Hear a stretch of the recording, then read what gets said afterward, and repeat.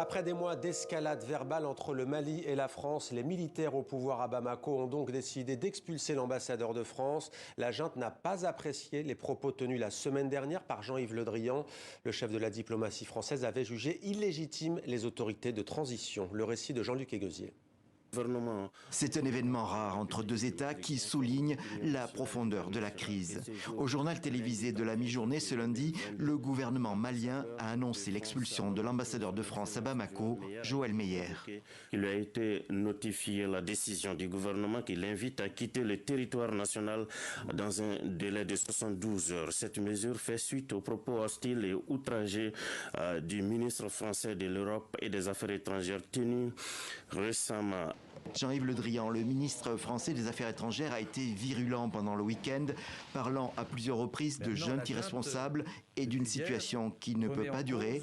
Le dernier grief soulevé est le renvoi du contingent danois de la force Takuba. Mais c'est depuis au moins le mois de mai 2021, pour le deuxième coup d'État du colonel Assimi Goïta, que les relations se sont glacées entre France et Mali. Alors que la junte s'installe pour durer, la France s'inquiète de l'ouverture du pays aux militaires russes, voire à la milice Wagner qui lui est affiliée. Le Mali répond souveraineté nationale.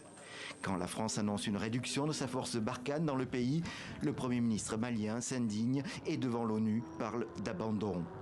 La nouvelle situation née de la fin de Barkhane, plaçant le Mali devant le fait accompli et l'exposant à une espèce d'abandon en plein vol, nous conduit à explorer les voies et moyens pour mieux assurer la sécurité de manière autonome avec d'autres partenaires. En réponse, Emmanuel Macron évoque les soldats français morts au Mali et parle de honte qui déshonore ce qui n'est même pas un gouvernement. Depuis cet échange virulent, aucun rapprochement n'a été possible et la tension est montée d'un cran après les sanctions diplomatiques et économiques infligées par les pays voisins de la CEDEAO début janvier. Le gouvernement malien avait prévenu que son pays n'excluait rien dans ses relations avec la France. Avec ce nouveau degré franchi, se pose désormais la question du maintien des troupes françaises dans le pays. En direct de Bamako maintenant, Kaourou Magassa, notre correspondant. Bonsoir Kaourou. Est-ce que cette décision de la junte malienne a surpris au Mali ? Alors, vu de Bamako où je me trouve, cette expulsion de l'ambassadeur de France au Mali n'est pas du tout une surprise, tant les tensions entre les deux États s'étaient détériorées ces derniers mois. Vous l'avez rappelé en titre et également dans le sujet, l'ambassadeur de France est sommé de quitter le territoire dans un délai de 72 heures. Il est donc persona non grata dans le pays.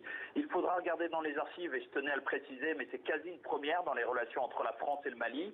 Selon plusieurs analystes que j'ai pu avoir au téléphone, une telle rupture n'avait pas eu lieu depuis l'accession du pays à l'indépendance.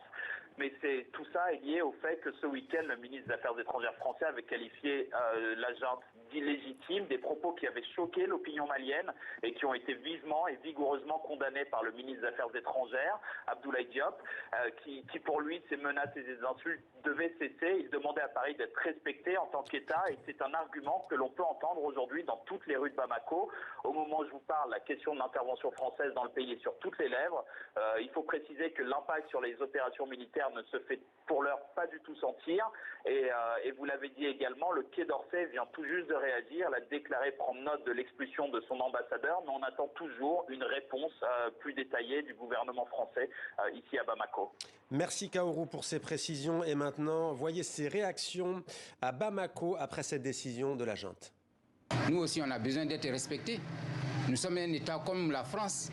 Nous ne demandons rien d'autre que d'être respectés, c'est tout. Faire rapatrier l'ambassadeur de France au Mali, moi je crois que ça sera un grand pas pour que le peuple français, sinon le gouvernement français, sache qu'on a aussi notre dignité ici. Pour moi, c'est seulement lancer un message à la France pour qu'elle comprenne que le Mali d'aujourd'hui est différent du Mali d'Ibeka, de Mamadou Toumani Touré, voilà.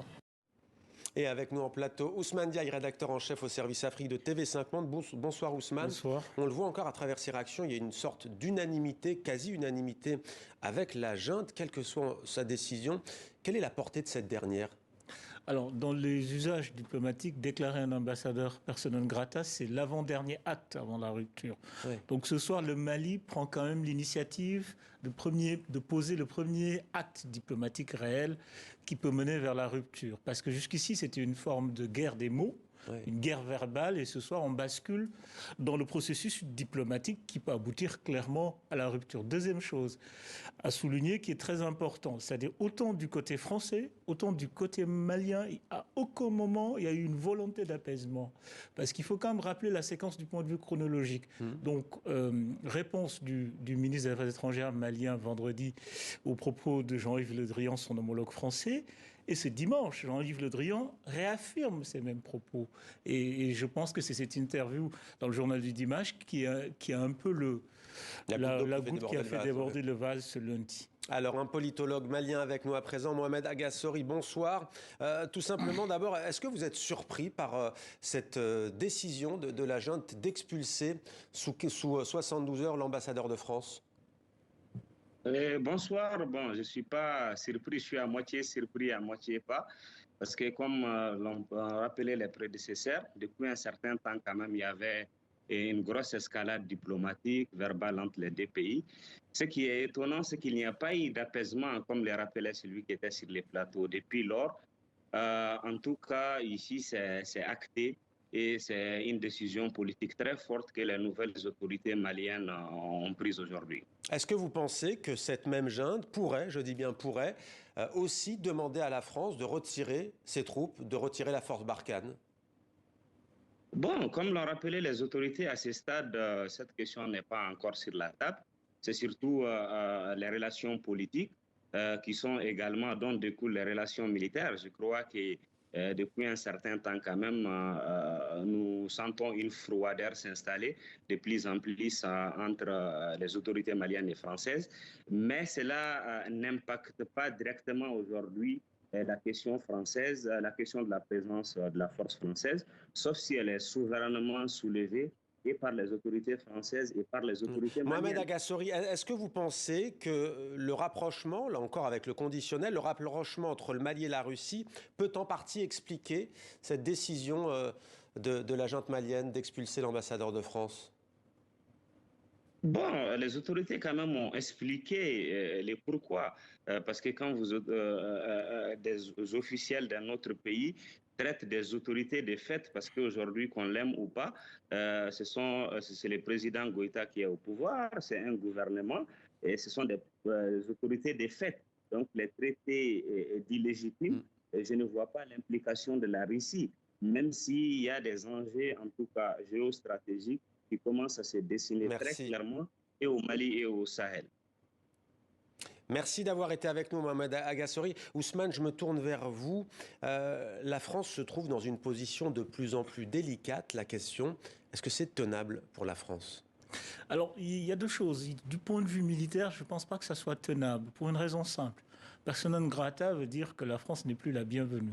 Si l'ambassadeur de France n'est plus la bienvenue, je ne vois pas comment l'armée française peut être la bienvenue au Mali. Donc, logiquement, je ne vois pas de perspective politique, stratégique de la continuité de la présence militaire française au Mali. Donc, le champ d'action est quasi impossible parce que ces deux alliés, qui tous les deux font montre d'une volonté claire pour rompre leur alliance. Cela dit, il faut nuancer la position de la France, parce qu'on a un double mouvement. Le premier mouvement, il est du point de vue au niveau des opinions publiques. Il y a tout cela intervient dans un contexte de défiance de la France. Donc, les opinions publiques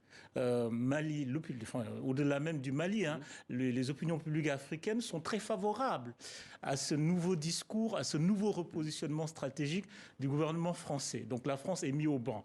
Par contre, du point de vue diplomatique, institutionnel, il faut rappeler que, par exemple, dans le cadre du G5 Sahel, qui est l'organe principal du Sahel, les pays, le Niger et le Tchad, soutiennent la France dans son positionnement. Le ministre des Affaires étrangères du Niger l'a rappelé cette semaine, a clairement pris fait et cause pour la France. Maintenant, il reste la Mauritanie qui est dans une position floue. Donc, on est dans une situation où, du point de vue institutionnel et diplomatique, la France a encore des pays relais, mais au niveau des opinions publiques, la France les a perdus. Merci Ousmane pour cet éclairage.